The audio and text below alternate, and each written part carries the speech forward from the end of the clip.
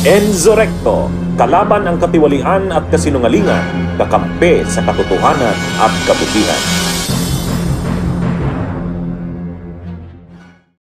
Dapat ihinto ng Pilipinas ang mga provokasyon at pakikialam. Ito ang tugon ni Chinese Foreign Ministry spokesperson Lin Jian nang tanungin sa pahayag ni Philippine National Security Advisor Eduardo Año. Giit ni Año, dapat agad nang paalisin sa Pilipinas ang mga nasa Chinese Embassy na lumalabag sa batas ng bansa at sa Vienna Convention on Diplomatic Relations. Ginawa ni Año ang pahayag dahil sa inilabas ng embahada na umano'y phone conversation sa pagitan ng isang Philippine military official at Chinese diplomat tungkol sa isang sinasabing bagong model deal sa Ayungin Shoal. Batay sa opisyal, paulit-ulit ang pagkakasangkot ng Chinese Embassy sa pagpapakalat ng maling impormasyon kabilang na ang paglabas ng isang peking usapan. Hindi anya ito dapat palampasin ng walang matinding kaparusahan. Apela naman ni Lee ng China, dapat yakin ng Pilipinas na nagagampanan ng Chinese diplomats ng maayos ang kanilang trabaho at hinto ang mga provokasyon. Hindi rin anya dapat magpadalos-dalos ang bansa at tinawag ding desperado at pikon ang Pilipinas. Samantala, naniniwala ang ilang dating defense officials na ginagamit ng China ang isyong ito upang gibain ang samahan ng militar at maghasik ng pagkakawatak-watak sa mga Pilipino. Ginamit yung wiretapping at in-expose para mag-gain ng propaganda victory laban sa atin. Sinisira yung mga officials involved like the Secretary of National Defense, our National Security Advisor, and very important, yung ating field, yung ating officer na nasa ground, no? Medyo tatamaan yan. Dinidivide niya yung ating mga military, no? Na meron kayong isang opisyal na nakikipag-usap sa amin. Pero alam niya na hindi ano yun binding. Hindi, wala sa power ng general i-commit yung ganun. The general is the implementer of policy. The foreign policy is determined by SFA and kanya, of course.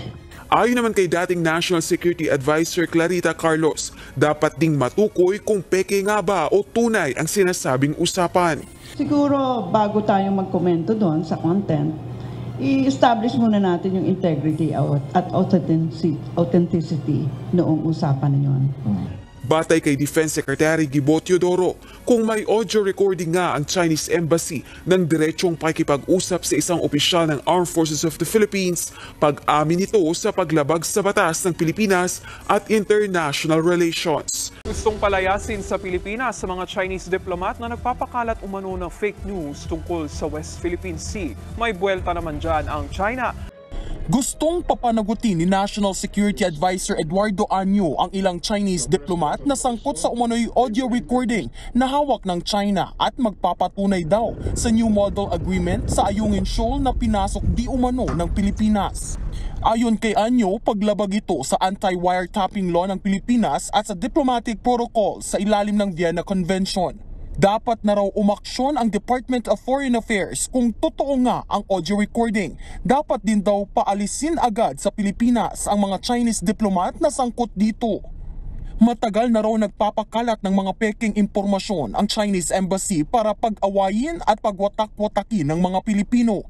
Ang hepe ng AFP Western Command na si Vice Admiral Alberto Carlos ang sinasabing kausap umano sa phone recording kasama ang Chinese diplomat na una nang itinanggi ng AFP ang tungkol dito. Wala rin daw kinalaman sa issue ang pag-leave ni Carlos sa trabaho. The AFP do not react on unverified, unvetted, and hindi natin alam din kung sino mismo yung source. Kasi mismo yung source, hindi sila nagpakilala kung si kanino galing. Sumagot naman dyan ang China. Ayon sa tagapagsalita ng Chinese Foreign Ministry, dapat nang itigil ng Pilipinas ang pagtanggi sa katotohanan.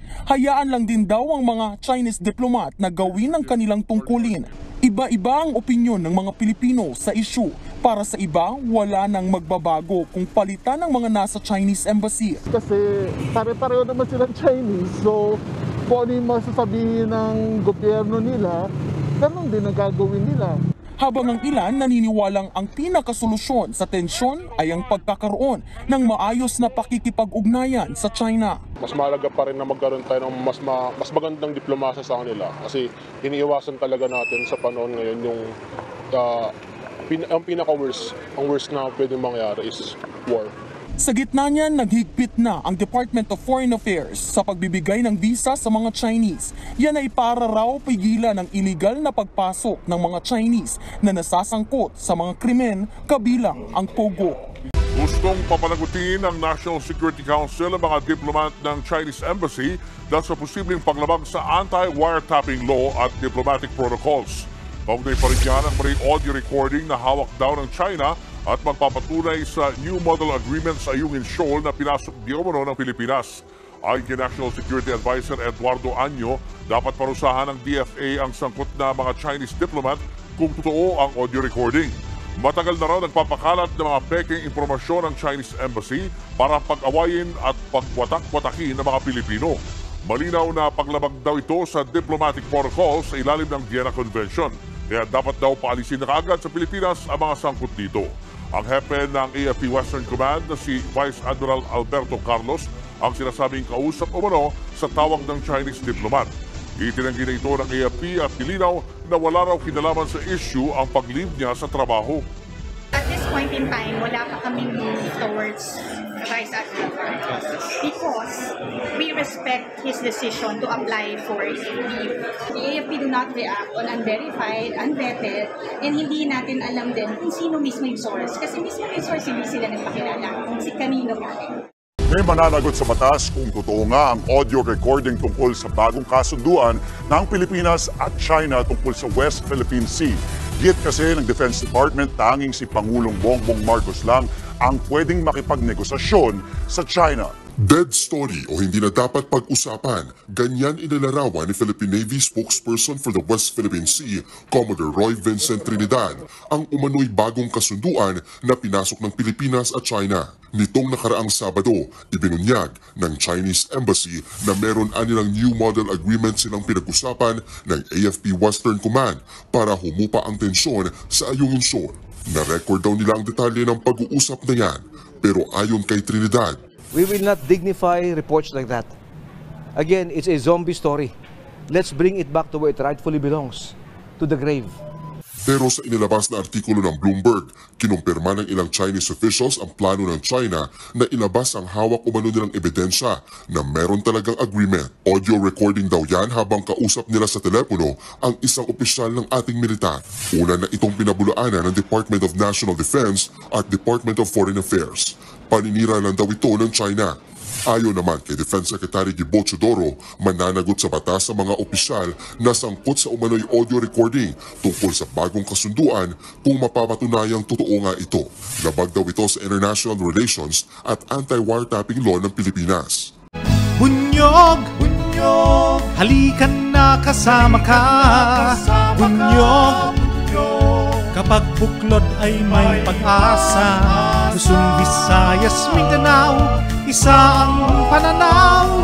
Sa bagong Pilipinas ang bunyog isisigaw.